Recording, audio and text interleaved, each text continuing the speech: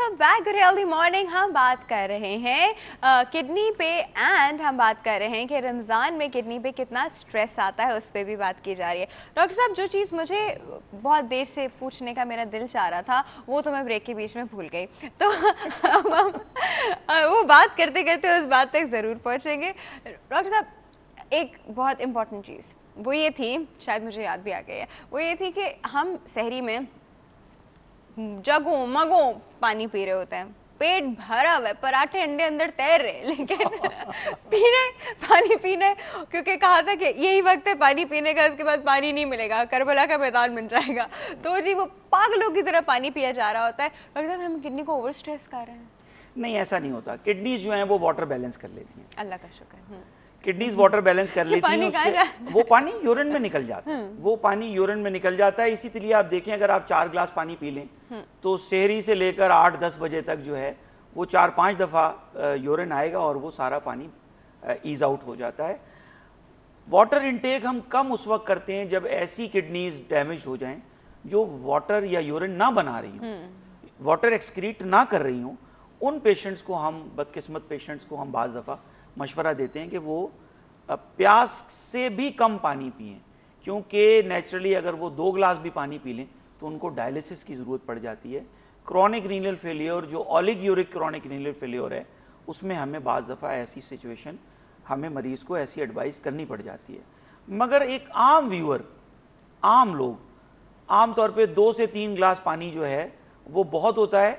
और ऑटोमेटिकली देखें, रमज़ान अल्लाह ताला, कोई आप किसी बच्चे को जो 10 साल का बच्चा है उसको आप 50 किलो की सीमेंट या आटे की बोरी उठाने का मशवरा नहीं देंगे। तो ला युकल्लिफुल्लाहु नफ्सन इल्ला वुसअहा, अल्लाह ताला किसी नफ्स पे वो बोझ नहीं डालता जो वो बर्दाश्त ना कर सके। इसीलिए जो ये रोज़ा है, ये अल्लाह ताला को पता है कि ये इतना स्ट्रेस जो है ये इंसान ले सकता है, तो लिहाजा ये स्ट्रेस इतना ही डाला गया जितना कि इंसान बर्दाश्त कर सकता है। और ये इंसानी जिस्म की प्योरिफिकेशन के लिए ज़हनी तौर पे भी, जिस्मानी और रूहानी तौर पे भी रोज़ा एक गिफ्ट है अल्लाह ताला का। तो लिहाजा पानी का 3 से 4 ग्लास बहुत है सहरी में, और इतना ही अफ्तारी में, और बाकी अपना नॉर्मल खाना पीना। सही है। तो अब ऐसा भी कुछ नहीं है, 12-13 घंटे अगर इंसान ना खाए तो क्या फ़र्क पड़ता है, इतना कोई बड़ी बात तो नहीं है कि ना खाए पिए, कोई इतना फर्क नहीं पड़ा। अब उसकी बात तो खा पी रहे ना, कंप्लीट 24 आवर्स तो नहीं है ना। एग्जैक्टली। और फिर उस भूखे आदमी का एहसास आपको ज़रूर आएगा जो कि अपनी प्रॉब्लम्स की वजह से, अपनी माशी प्रॉब्लम्स की वजह से अच्छा खाना नहीं खा सकता, या इवन 2 वक्त की रोटी भी उसको नसीब नहीं है, भूख भी तो है, रोज़े अफलास भी के फवाइद में आता है, यही फ़लसफ़ा है इसका, यही फ़लसफ़ा कि हम उस इंसान का एहसास करते हैं जो कि प्रॉपर्ली, जिसके पास खाने पीने को 2 वक्त की रोटी अवेलेबल नहीं होती, तो वो कैसा फील करता है, राइट? वो कैसा फील करता है। अच्छा डॉक्टर साहब, अब होता क्या है कि हम लोग फॉर सम रीज़न रमज़ान में बहुत चिकनी चीज़ें खाते हैं। फॉर सम रीज़न क्या, हम लोग, पता ही है, पकौड़े चाट ये सब चीज़ें पड़ी होंगी, तो हम लोग ये चीज़ें खाते हैं। तो इस तरह की डाइट जो होती है वो भी हमारे किडनी को अफेक्ट करते हैं? आम तौर पे ये कहा जाता है कि तली हुई चीज़ें जो हैं वो किडनीज को कोई डायरेक्टली इफेक्ट नहीं करती।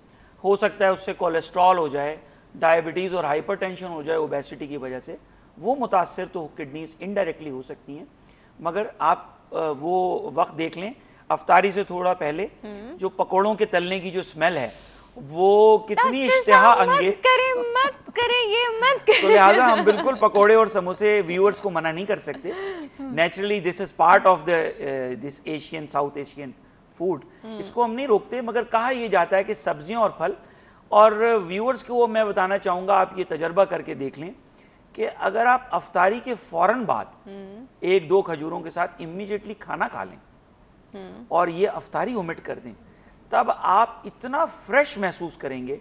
ये आप 3 दिन का तजर्बा करके देख लें कि 2 खजूरों के साथ नमाज पढ़ें और इमीडिएटली खाना खा लें, तो आपके आधे मसाइल जो डिस्पेप्सिया, रीगर्जिटेशन, वो खाना वही नॉर्मल सालन रोटी ना, सालन रोटी खाएं, चावल खाएं, दाल खाएं, मुर्गी मछली खाएं, मगर ये जो पकोड़े समोसे हैं इनको ओमिट करके फुल डाइट जो डिनर है वो इमीडिएटली, जितने 7-7:30 बजे, जितने बजे भी इमीडिएटली आफ्टर द अफ्तारी वो खाने फ्रूट चाट अगर आपको खानी है तो आप उसे सैलेड बना के खा लें। जी एग्जैक्टली। और अगर फ्रूट चाट ले रहे हैं तो फ्रूट चाट की मिकदार बढ़ा दें और खाना ओमिट कर दें, उससे भी आपको लाइटनेस का एहसास होगा, जिस्म भी हल्का होगा और रोज़ा भारी भी नहीं लगेगा। क्या बात है डॉक्टर साहब, इसी बात पे कॉल लेते हैं। अस्सलाम वालेकुम। वालेकुम अस्सलाम। गुड हेल्दी मॉर्निंग, कौन बात कर रहा है? मैं हुमा कराची से बात कर रही हूँ। हुमा कैसी हैं आप? जी मैं बिल्कुल ठीक ठाक। अच्छा जी हुमा, अब हम पहले आप हमारे पोल के सवाल का जवाब देंगे, फिर हम बाकी बातें करते हैं, ठीक है? हमारे पोल का सवाल है कि सबसे पहले झगड़ा कौन करता है, मर्द हजरात या खवातीन? मेरा जहाँ तक ख्याल है कि खवातीन करती हैं झगड़ा। हाँ, आय हाय, पहली खातून आके खवातीन की साइड नहीं ले रही, ऐसा क्यों कह रही है हुमा? जी खवातीन इसलिए करती हैं क्योंकि उनमें बर्दाश्त नहीं होता बहुत ज़्यादा, मतलब बहुत ही जो अहम बातें नहीं होती हैं वो मर्द हज़रात को बता रही होती है, जो बिल्कुल अहम नहीं होती ज़िंदगी में, और बिल्कुल छोटी छोटी बातों को बहुत बड़ा इशू बना के पेश कर रही होती हैं। तो इस वजह से झगड़े फसाद, जो छोटा सा इशू जो होता है वो बहुत बड़ा इशू भी बन जाता है। सही कह रही हैं, बिल्कुल सही कह रही है। तो इस तरह की चीज़ें सामने आती हैं, ठीक है। हाँ, ये भी एक बहुत ही वैलिड पॉइंट है कि वो ऐसी बातों को इम्पोर्टेंस दे रही होती हैं जो कि इम्पोर्टेंट नहीं है। सही, ठीक है जी। और अच्छा, हम किडनी इश्यूज पे बात कर रहे हैं, कुछ किडनी के हवाले से पूछना चाह रही हैं? जी बिल्कुल। दरअसल मेरी मदर का ऑपरेशन हुआ था किडनी का, उनमें स्टोन थे किडनी में। अच्छा, ठीक तो है। इस हवाले से जाहिर है उनकी जो किडनी है ऐसा प्रॉपर फंक्शन तो ऐसा नहीं होगा जैसे हेल्दी किडनी कर रही होती है। तो उन्हें फिर वाटर की क्वांटिटी और वैसे भी रमजान के हवाले से पानी की मिकदार बहुत कम हो जाती है, और उनका ऑलरेडी पहले तो ऑपरेशन हो चुका है। तो आप मुझे ये बताइए कि वो किस तरह मैनेज करें, रोजे भी वो आराम से रखें और किडनी में भी ऐसा कोई प्रॉब्लम ना हो उन्हें दोबारा। ठीक है, ठीक है, ओके, चले हम बता रहे हैं, ठीक है जी। Thank you so much for your call. हाँ जी डॉक्टर साहब, ऑलरेडी उनका किडनी स्टोन का वो हो चुका है, वो अगेन किडनी स्टोन्स के बारे में जी बिल्कुल, लाइफ टाइम इनका रिस्क जो है तकरीबन 50% रिकरेंस का रिस्क होता है। तो लिहाजा पानी का ज़्यादा इस्तेमाल, तकरीबन इतना कि 1.5 लीटर यूरिन तकरीबन बने, इसके लिए हम कहते हैं कि तकरीबन 10 से 12 गिलास पानी बमय दूसरे मशरूबात, नेचुरली रमज़ानों में रूह अफ़ज़ा या दूसरे ड्रिंक्स भी इस्तेमाल हो रहे होते हैं साथ साथ, तो ये इसका इस्तेमाल करें। और अल्ट्रासाउंड 6-6 महीने बाद किडनी करा के देख लें कि कोई नया क्रिस्टल तो, नई कंक्रीशन तो नहीं बन रही। अगर किडनी साफ़ हैं और नमक और गोश्त का कम इस्तेमाल, साग और टमाटर जो हैं, अगर कैल्शियम ऑक्सिलेट फूड्स थे तो वो कम, और अगर यूरिक एसिड स्टोन्स थे तो फिर गोश्त और दालों का कम इस्तेमाल, और कुछ दवाइयाँ ऐसी अवेलेबल हैं जो यूरिक एसिड को लो करती हैं ब्लड में, वो अगर इस्तेमाल की जाएं तो यूरिक एसिड और कैल्शियम ऑक्सिलेट डिपेंडिंग अपॉन जो भी केमिकल कंपोजिशन स्टोन की थी, उसकी मेडिकल प्रिवेंशन बहुत ज़रूरी है। सही, ओके। अच्छा जी डॉक्टर साहब, लेट्स कम बैक टू हम लोग जो बात कर रहे थे। एक चीज़ मैं हमेशा सुनती हूँ, आपके पास बहुत पेशेंट आते हैं, प्रोस्टेट के patient. Prostate sir, doctor prostate क्या होता है, क्यों हो जाता है हर आदमी को? हर आदमी जी बिल्कुल, ये मेल ऑर्गन है, मेल ग्लैंड है, और सिर्फ मेल्स में होता है, खवातीन में प्रोस्टेट नहीं होता। ब्लैडर के बेस पे वाक़ होता है और ये सीमन में कंट्रीब्यूट करता है, उसके अंदर तकरीबन 20% जो वॉल्यूम है वो प्रोस्टेट ग्लैंड कंट्रीब्यूट करता है। प्रोस्टेट ग्लैंड एज के साथ बढ़ता है, जिस तरह 60 साल से ज़्यादा उम्र होती है, जिस तरह चेहरे पे झुर्रियाँ और बाल सफ़ेद होने लगते हैं, इसी तरह प्रोस्टेट ग्लैंड भी इनवेरिएबली साइज़ में बढ़ता है। और इसके साथ जो है वो बार बार पेशाब आना, पेशाब जल्दी जल्दी आना, रात को उठना, पेशाब की धार कम हो जाना, कुछ पेशाब कतरों की सूरत में निकल भी जाना, ये ऐसे सिम्टम्स हैं। और ज़ोर लगा के पेशाब आना, धार का टूट जाना, ये मर्दों में प्रोस्टेट की अलामात हैं। रमज़ान के हवाले से कोई स्पेसिफिक ऐसा इनके लिए पैगाम नहीं है प्रोस्टेट के पेशेंट्स के लिए। बहुत सारे लोग अपने गली के नुक्कड़ पे जो पान वाला है वो बता देते हैं, नहीं यार तुम्हें ये मसला है तो तुम पानी ज़्यादा पिया करो। प्रोस्टेट के मरीज़ को आम तौर पे बहुत ज़्यादा पानी पीने से उसके मसाइल में, स्पेशली अगर वो रात को पानी पी रहा है तो उसके मसाइल में इजाफा होता है। नेचुरली अगर 8 बजे के बाद, 9 बजे के बाद वो पानी पी रहा है तो वो जितनी 4 गिलास 5 गिलास उसने पानी पिया तो सारी रात वो उसको उठना पड़ जाएगा। तो यही कहते हैं हम प्रोस्टेट वाले पेशेंट्स को कि 8 बजे के बाद वो पानी का इस्तेमाल प्यास के मुताबिक करें, ज़्यादा पानी रात को ना पिएं। दिन में वो प्यास के मुताबिक 8 गिलास तक पानी पी सकते हैं। प्रोस्टेट के पेशेंट्स जो हैं वो रोज़ा रख सकते हैं? बिल्कुल रख सकते हैं। एक कॉल है हमारे पास, इस पर बात करते हैं। अस्सलाम वालेकुम। अस्सलाम वालेकुम। Good healthy morning. कौन बात कर रहा है? मैं मिसेस जावेद बात कर रही हूँ। मिसेस जावेद, कैसी हैं आप? अल्लाह का शुक्र। अच्छा जी, हमारे पहले पोल के सवाल का जवाब देंगी? पूछे। अच्छा जी, हमारा सवाल है कि सबसे पहले झगड़ा कौन करता है, मर्द हजरात या खवातीन? लेडीज करती हैं। आपके हस्बैंड साथ तो नहीं बैठे? नहीं। जावेद साहब, आप बड़े लकी हैं, आपकी वाइफ खुद ही मान रही है। आप झगड़ा करती हैं? बस के लेट आने पर थोड़ा सा। यो इतना तो चलता है। नहीं, काफी लेट आते हैं, 5 मिनट का कहते हैं। नहीं, मैं कह रही हूँ इतना झगड़ा तो चलता है। हाँ जी। और किस चीज पे झगड़ा कर? पैसे कम दिए तुमने मुझे, गोल्ड डायमंड रिंग नहीं बना के दी, किस चीज? नहीं, मुझे कोई जेवरों का शौक नहीं है। अच्छा, चले फिर वो तो ठीक ही है। चले जी, हम किडनी के डिजीजेस पे बात करें, पूछना चाहेंगी? जी, दरअसल मेरे हस्बैंड को ये किडनी की तकलीफ, तो मतलब पिछले साल से हुई है जरा ना उनको तकलीफ। ठीक है। तो अब रोजे के आ रहे हैं, तो बता दें कि उनको रोजे किस तरह रखना है, क्या कितना पानी पीना है, क्या करना किस चीज का, क्या प्रॉब्लम क्या हुआ था ना किडनी का? उनके जैसे ना स्टोन है छोटे छोटे ना। अरे ठीक है, हम उसी के बारे में बता रहे हैं। ठीक है। Thank you so much for your call.